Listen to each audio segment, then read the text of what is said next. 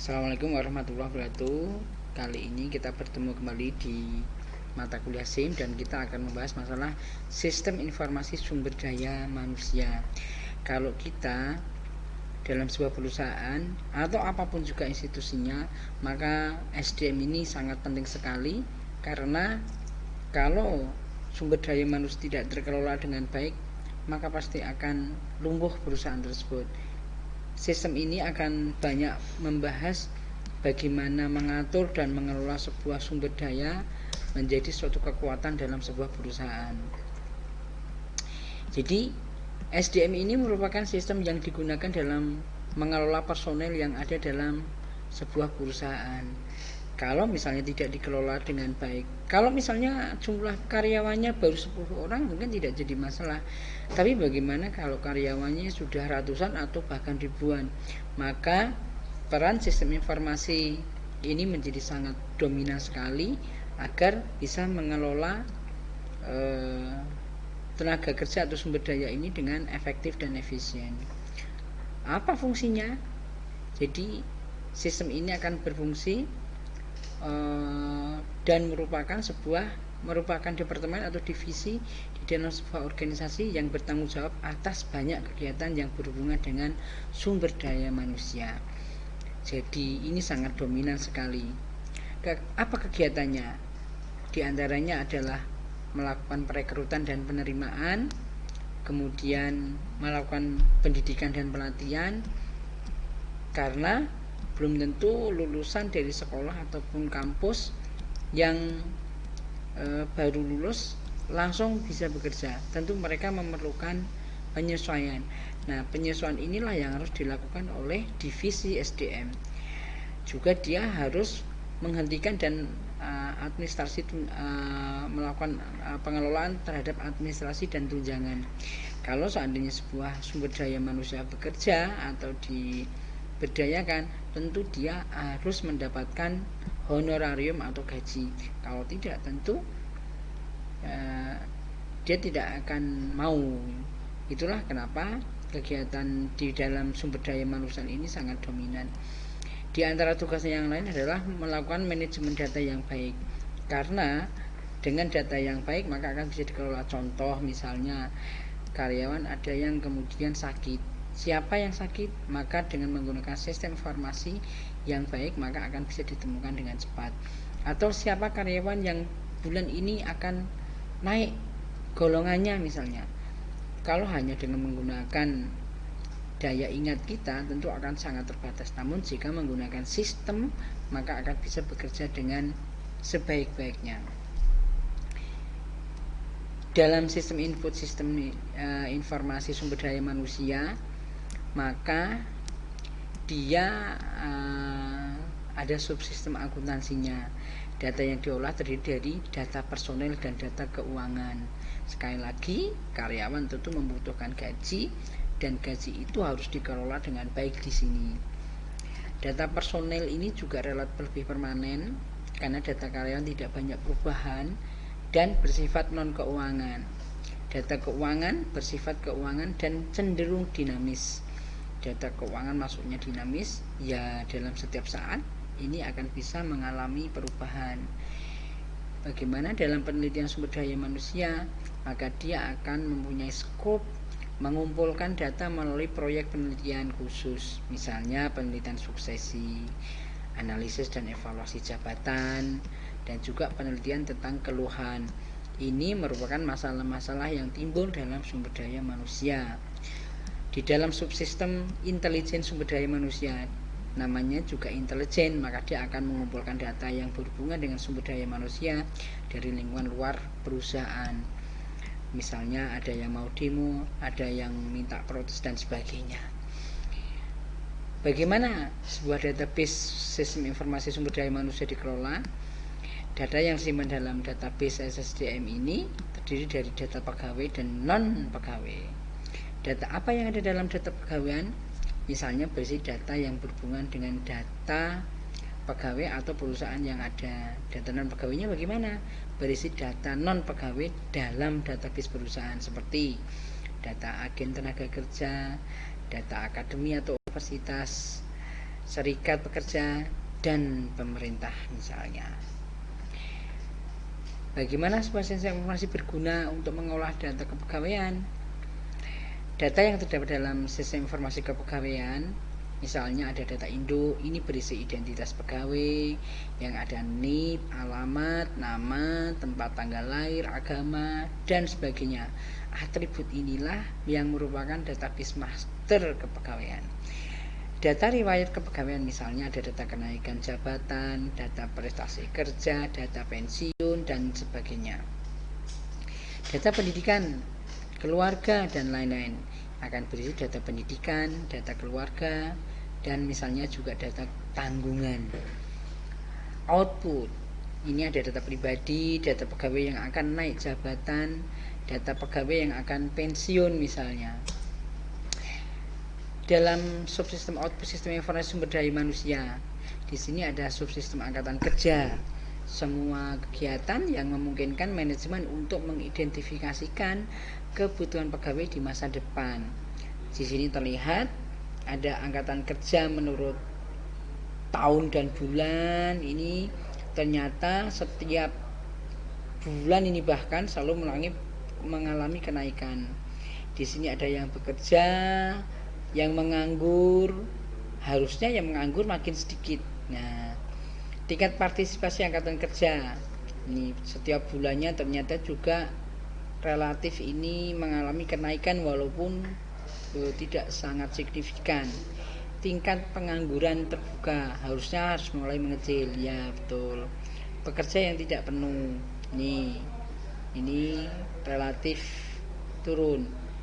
Dan juga ini setengah penganggur ini misalnya pekerja kontrak kali ya, pekerja paruh waktu juga sama, ini mungkin ya kontrakan, bekerja di bawah 15 jam per minggu, ini kontrak juga bisa jadi. Di dalam sistem output sistem informasi sumber daya manusia, di sini ada sistem perekrutan. Kegiatannya adalah melakukan rekrutmen karyawan baru. Di sini ada penarikan, proses pencarian dan pemikatan para calon karyawan atau pelamar yang mampu untuk melamar sebagai karyawan. Di sini ada perencanaan sumber daya manusia, kemudian permintaan khusus manajer, kemudian lowongan pekerjaan yang tersedia apa. Ini yang dari sini akan menghasilkan ini. Jadi ini kebutuhan, di sini adalah yang tersedia. Kemudian di sini harus juga mendengarkan analisis informasi jabatan dan juga pendapat manajer. Nah, di sini akan disyaratkan yang bisa diterima, persyaratannya yang bagaimana. Kemudian metode-metode yang digunakan, misalnya diumumkan di koran, di radio atau majalah dan sebagainya. Nah, di sini akan didapatkan pelamar yang memuaskan sehingga harus diseleksi. Nah, untuk manajemen angkatan kerja memang seharusnya menggunakan aplikasi yang digunakan untuk mengetahui usaha pengembangan angkatan kerja yang sudah dilakukan. Nah, di sini outputnya ini juga akan menghasilkan subsistem kompensasi. Ini untuk melakukan proses penggajian. Inputnya apa? Data gaji pokok, data tunjangan, data kenaikan jabatan, data lembur, data potongan, dan sebagainya. Output laporannya apa? Slip gaji, rekapitulasi gaji pegawai per bulan, dan sebagainya. Bagaimana dalam subsistem tunjangan? Dia akan menyediakan paket tunjangan baik bagi pegawai yang masih bekerja maupun yang sudah pensiun. Bagaimana perlakuannya kalau sudah pensiun misalnya? Dalam pelaporan lingkungan bagaimana? Ini ditujukan untuk memenuhi tanggung jawab kepada pihak yang berkepentingan di luar perusahaan, misalnya CSR. Ketika ada bencana di luar, maka perusahaan apakah akan melakukan respon yang baik atau bagaimana? Ini sumber sistem informasi sumber daya manusia menurut datanya Kominfo. Maka di sini yang komponennya ada people, proses, dan juga teknologi. Maka ini di people akan menghasilkan sumber daya dan organisasi. Proses digunakan untuk mengumpulkan, memproses, menyimpan, menggunakan, dan menyebarkan. Sedangkan teknologi akan menghasilkan teknologi yang baik dalam mengelola ini semuanya. Siswa informasi, sumber daya informasi. Nah, di sini ada jasa informasi, misalnya analisis sistem, programmer, pengelola database, spesialis jaringan, dan personal operasi misalnya. Sumber daya informasi perusahaan juga meliputi hardware, software, para spesialis informasi, pemakai, fasilitas, database, dan informasi. Juga berisi sistem yang menyediakan informasi mengenai sumber daya informasi perusahaan pada para pemakai di seluruh perusahaan. Manajer unit jasa informasi dikenal dengan istilah CIO atau Chief Information Officer. Apa itu CEO? Dia berkontribusi pada perencanaan strategis perusahaan dan jasa informasi. Sumber kepemimpinan utama dalam pencapaian dan memelihara kualitas informasi, menjaga keamanan sumber daya informasi, merencanakan keadaan tak terduga, dan juga menjaga biaya sumber daya informasi tetap terkendali. Bagaimana dengan keamanan sistemnya? Ini akan mengacu pada perlindungan terhadap semua sumber daya informasi perusahaan dari ancaman oleh pihak-pihak yang tidak berwenang. Tujuannya apa? Kerahasiaan, kemudian ketersediaan, dan juga integritas. Gangguan terhadap sistem informasinya misalnya apa? Ada yang sengaja dan ada yang tidak sengaja. Kalau sengaja memang tujuannya merusak, tapi yang tidak sengaja misalnya apa? Kesalahan teknis, masalah hardware, syntax error. Gangguan lingkungan misalnya petir, gempa bumi, air, debu. Kesalahan manusia atau human error misalnya menggunakan data yang salah, menghapus tanpa sengaja misalnya. Mengelola gangguan sebagai berikut, misalnya membina internal sistem user, memasang pengendalian di sistem informasi, memeriksa efektivitas pengendalian yang dipasang, merencanakan mengembalikan atau recovery akibat gangguan. Bagaimana mengendalikan keamanan informasi? Ini adalah sebuah mekanisme yang diterapkan baik untuk melindungi perusahaan dari risiko atau meminimalkan dampak risiko pada perusahaan. Bagaimana membaginya? Misalnya pengendalian teknis, kemudian mengendalikan informasi, mengendalikan informal. Bagaimana pengendalian keamanan informasi? Ada pengendalian teknis, ada pengendalian informal, dan pengendalian formal.